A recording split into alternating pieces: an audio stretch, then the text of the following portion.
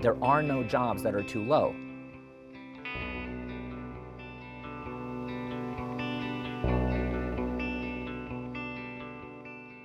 Hi, Dan. So I'm a recent college graduate and I want to go into development.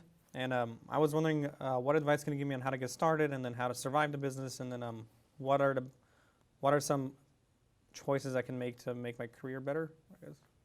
Okay, well, the first thing is, for anyone who wants to get into development, is to define what type of movies or TV shows you like. So let me start off with you as a generic first, and it can be, anybody who's listening to this later can make it more specific.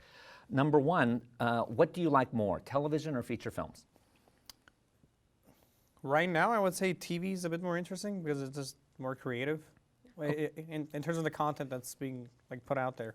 Okay, so the first thing you're going to want to do is define what your highest and best is. So right now your highest and best is television.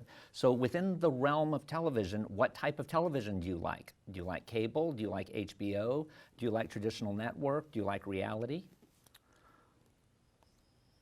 I'm digging cable at the moment. Okay. Cable is really fun. Pay or free? Either or. Either or. Yeah. What's your favorite show?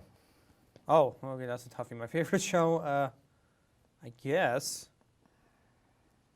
it was Breaking Bad, but Breaking Bad's gone now. But no, that's okay. It's okay yeah. if it's a show that's no longer on. Yeah, I like Breaking Bad a lot. Okay, you like Breaking Bad. Now, what is the TV show that you really, really love, but you're embarrassed to tell anybody that you love? Wow, what do I really love that I'm embarrassed to tell people?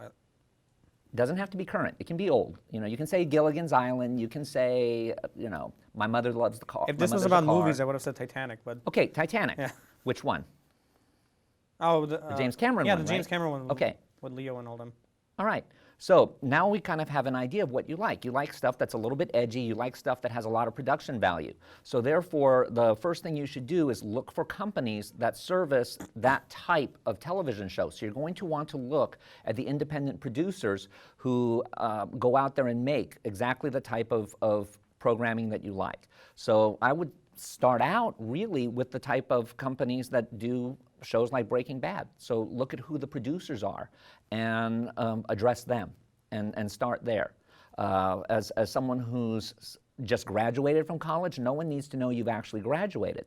So what you can do is contact one of those companies, say you have a class project and that you need to interview someone who's in development already.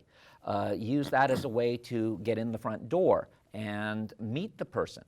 When you meet the person, promise them, when you're talking to the assistant, say, I just need to talk to them for a class project. I need to interview with people who are in the development division. And I would really like to talk with your boss. I promise you I won't pitch anything. What you do is you go in there and when you meet the person, and they probably will meet with you, especially if you go during a time of year when they're not crazy with production, and you ask them about themselves. You don't give a lot of information about you. You don't really have a lot of questions. You let them talk. So, so speaking about pitching, when you're first starting out in your career, what are some do's and don'ts about possibly pitching something to a higher up? How do you go about that?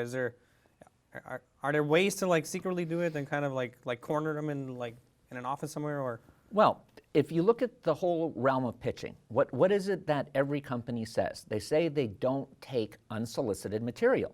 So for a lot of people who are coming into the business, they feel, oh, I've just been blocked. How do I get my project solicited? It's actually easier than it sounds. What you do is you get into a position where someone will make a recommendation for you. The easiest way to do that is to be inside of an organization. There are no jobs that are too low. I started out and I got my biggest career advances because I could type 120 words a minute, and at that time I was really good at using all the different word processing programs. So I would go in as a temporary employee. And as a temporary employee, most of the places I went to ended up keeping me for very long periods of time. In fact, prior to me working for Fremantle, my longest term job was with the company I got because I was really good at Microsoft Word. They saw me during lunch running away every day to deliver scripts because I was a reader. And when they needed to hire a reader, guess who they hired? Now, how does that move into you as someone who's going to pitch? Well, what ends up happening is, let's say that you're working as an assistant in an office. Sooner or later, you're going to interface with all of the executives. You don't push yourself on them. You be very, very subtle about it and very nice and very professional. And sooner or later, someone will ask you, they'll sit down and talk to you at lunch, or you can do the really outrageous thing and catch them in the elevator, catch them in the bathroom. And when you're talking to them, all of a sudden, if they say that they'll read it, you have someone who will read it. If you wrote something that's good, and that's a big if you wrote something that was good, you now have someone who will call their agent friend. Now you have a solicited script. That's really how you do it. You have to be in the gate. But once you're in the gate, it's amazing how quickly those doors open. Okay, well, Dan, thank you. That was really informative, and there was a lot of good things that I learned there. And thank you for providing your time. Okay, thanks.